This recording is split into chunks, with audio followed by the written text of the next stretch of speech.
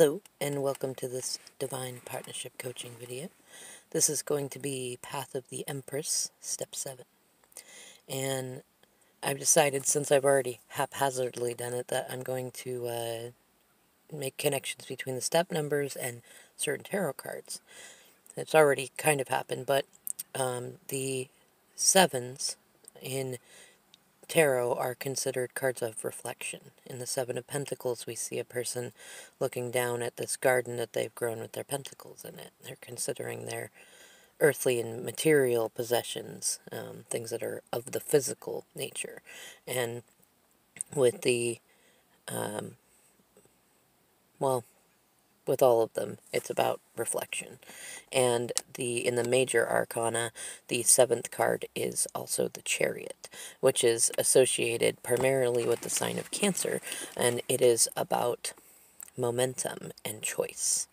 And so that's what this step 7 is for you, dear Empresses and Emperors who are in your Freaky Friday switch, is learning about how to recognize contrast and start using it to build momentum in the direction that you want to go in.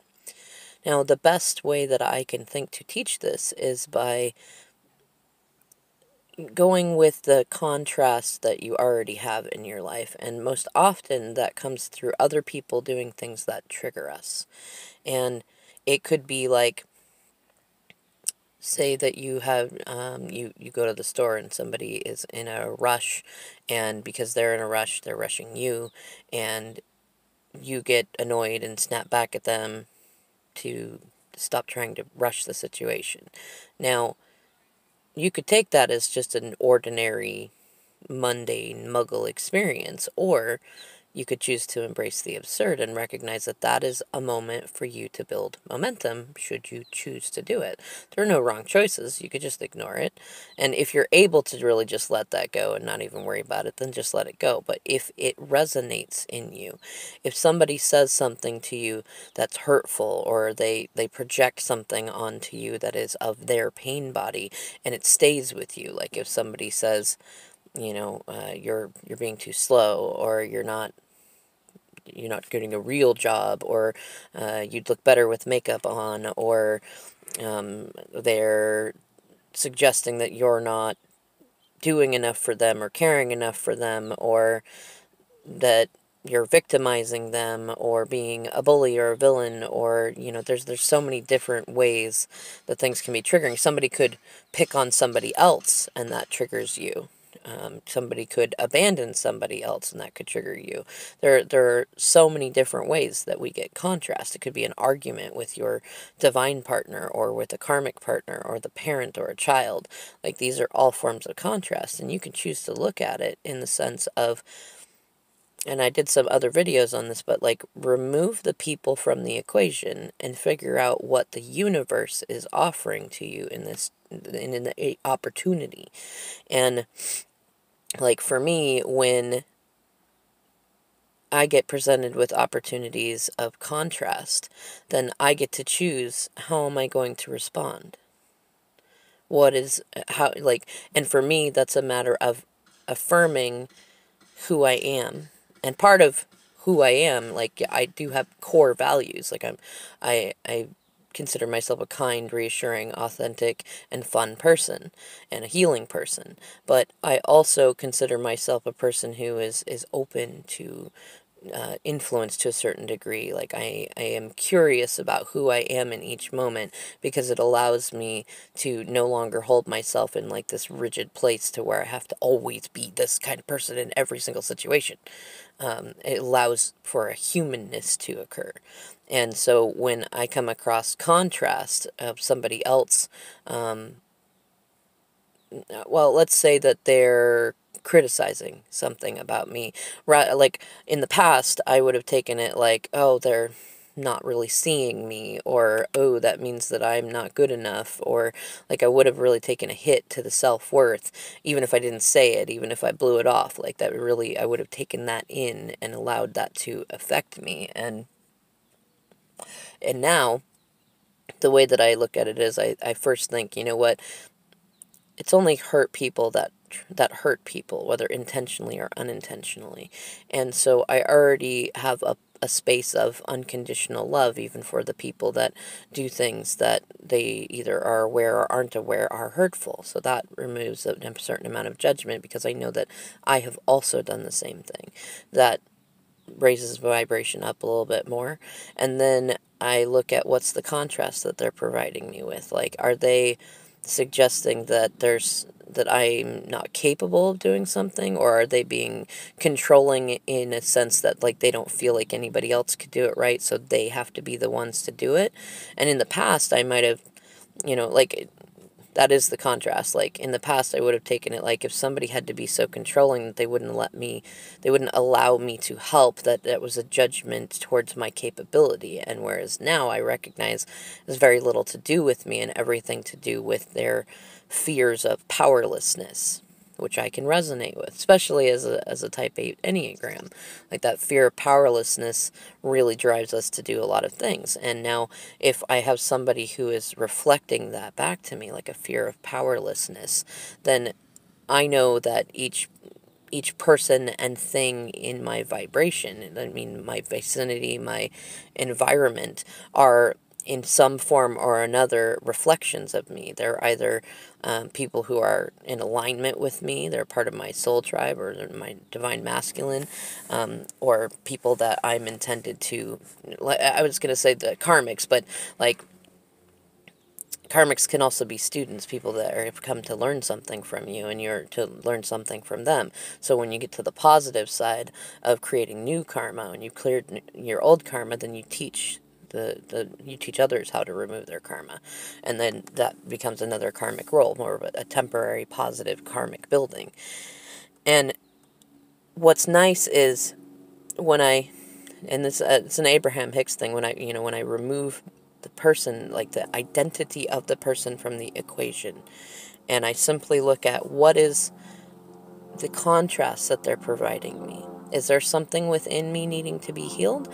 And if there isn't like, if I'm already feeling really good in that moment about my self-worth, and I do my reality check and make sure, oh, is this spirit pointing out that I have a little waffle in my vibration? If not, then I recognize it as an opportunity either for affirming, like reaffirming my self-worth, that like, I feel good as who I am. I don't feel like I need to judge them. I don't hold any resentment, and I have no resistance towards just letting the moment go. Like, it just becomes a part of the past story of me that was a kind of a momentary comic relief. And if I feel like I know that my self-worth is good, but there's still something about it that is kind of pecking at me from an intuitive source, not from an instinctual, not like I have to do something, but like think about this thing. Think about this thing. There's something about this thing. Have recognized that sometimes that means that that's a person that can get some sort of healing through interacting with me. Like I can become a cooperative component of spirit and help them. Or it might be that a simple matter of something that they explained to me, like something that about their story or their interaction with me may have been something that was actually happening with my divine masculine, and it was simply like, oh, okay, because we reflect each other, and what happens to one happens to the other, but not always in an identical way, and that in and of itself makes it more magical if you're going to embrace the absurd. And so when you do that, when you start to remove people from the equation, whether it's your mother, father, your partner, anybody, and you simply look at, what aligns with your inner being, what aligns with your loving Empress nature. Are you the kind of person that resents other people, that judges people for, momentary things that they do, or a kind of person who believes that most people are all bad and sometimes good?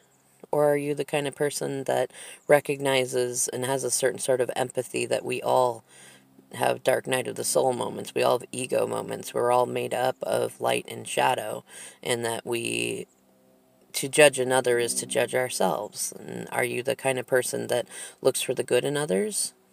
if you are, then use those moments to simply, thank the universe for providing you with what you've been asking for, opportunities for healing and learning and helping others.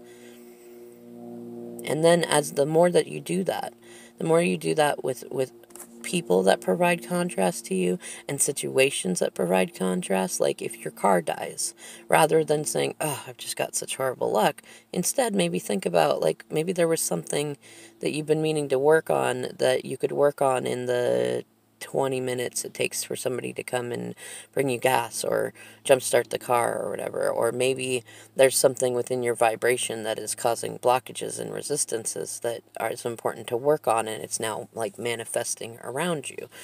There are all sorts of different contrasts that come in, and not all of it, and contrast isn't bad. It's not all bad things that happen. You could have something good happen. You could find, like, say you find $100 bill on the ground, but then you don't want to keep it. There's something in your self-worth that says, oh, this couldn't possibly be for me. And maybe you go and, is this yours? Is this yours? Nobody claims it, and here's the opportunity for you to keep it, and it's free and clear karmically, and it's there for you. Would you still not keep it? Because then there's that sense of, do you feel like you deserve something as easy and simple as found money? And likewise, if you're getting, one of my favorites is, like, as a life coach, I often get a lot of scam calls from people that are pretending to be clients that want to do scams and stuff. Or I get the ones where a company will say, like, hey, we're spotlighting life coaches and we want to give you an opportunity to be on the show or to do this thing, and then they want a subscription or a really large amount of money. Now, in the past, I just took that as, oh, fuck, another scam, another scam. But what I realized actually is that it's a partial manifestation, and then it shows that I have a waffle in my vibration, an inconsistency, where in the past I was not believing that I was deserving of having it be that easy, of having, like, companies want to spotlight me, and clients that are willing to pay a good amount to come and see me. And with that waffle in my vibration, I was manifesting things that were scams. But then I realized, oh, you know what? Actually, if I just change my perspective a little bit and I look at it like, this is halfway there. Like, if I'm manifesting these scams that are telling me what I want to see and what I want to hear, then all I have to do is work on healing my doubt that I could get real clients like that. I could do real things like that. And once I started to heal that, then I did. And that's, so far, I mean, it's been working very well, just working off of donation and tribute. I don't, there is, it flows very easily now, and it was about working on that self-doubt. But remember that contrast can come in as good or bad. When good things happen to you, do you accept them? When somebody adores you, do you feel good about it? When you receive compliments, do you feel embarrassed, or do you feel affirmed? And work on those things, and really take the time to consider, since you're in the step 7, the 7 energy of pause and reflection, think about how many times that you've turned away your blessings. You've thrown them away for one reason or another. Maybe you had a rigid belief or rule, or maybe you were afraid that if you accepted it, it would give you a certain amount of power that you might abuse. Or maybe you continually knock yourself down in self-worth because you don't want to feel like a conceited person. There are many different ways that contrast can come in, and either way, it's going to become momentum, which is the number 7 card, the Chariot. It's going to become momentum either way. The choice that you get is, does it become momentum that drops you into low vibrations and keeps you stuck in situations that you don't enjoy, with contrast that is like conflict that you don't like? Or are you going to use it as a momentum to embrace the absurd and affirm that you're an irresistible and radiant and wonderful divine being learning to play and manifest things, and use it as another reason to become grateful and playful and healing and you know, you see what I mean? Like, I mean, even absurd or not, you're already getting yourself into a good vibration. And that is where you get into path of least resistance. That is where you open yourself up to real healing and the kind of contrast that you like pleasantly unexpected experiences, which are the happy surprises. You like those things, and you get in alignment with your soul tribe and your divine masculine, and things start to happen that you know, it's funny because we call them magic, but they're really not magic. It's actually quite normal, but we've been so used to being stuck in low vibrational momentum that it seems very magical. And why not embrace it? I love it. I love it, and I know that you will love it, and I know that plenty of other empresses that I've been working with absolutely love it and are inspired by it, and it is so worth it to learn to really reflect on the contrast that you get and figure out, how are you going to use this? I mean, there are no choices that are wrong. If somebody pisses you off or hurts your feelings, you can be mad at them. You can hold on to it. You can be resentful. You can tell everybody how horrible it was that they hurt you. Or you can have a few members of your soul tribe that you know will allow you to speak your piece and feel how you feel, because it's important to feel how you feel in the moment, including low vibrational feelings like anger and sadness and resentment. But that those people will then help you get back into an upper vibration where you are more likely to heal for the person who, or you're likely to pray for the person who hurt you, and simply that the universe will help them get onto their healing path, because then you are building even more momentum and good karma. And as you, that right now we're in a time, and no matter when you hit your divine path, when you hit it, the energy starts to double, and the things that you think and the things that you say and the things that you pray that you send out into the world come back to you. So anytime you're sending out resentments, or you're judging other people, whether or not it's righteous, that comes back to you.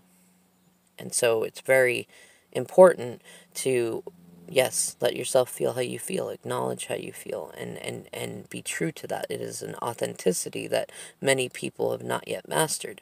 However, make it a priority to figure out which momentum you want to build. You can't control the trigger all the time, but you can just control where you take that trigger. You're going to use it to build yourself up, build life up, be a healing source, a lighthouse, or are you going to go back down into dark night of soul stuff? You can go there. There's lots of things that can be learned, and there are lots of interesting experiences, but it will definitely take you back a few steps on the divine path, and probably likely keep you separate from your divine partner also. Choice is yours. There are no bad choices. Just make sure that you choose wisely and in alignment with who you are and who your inner being is.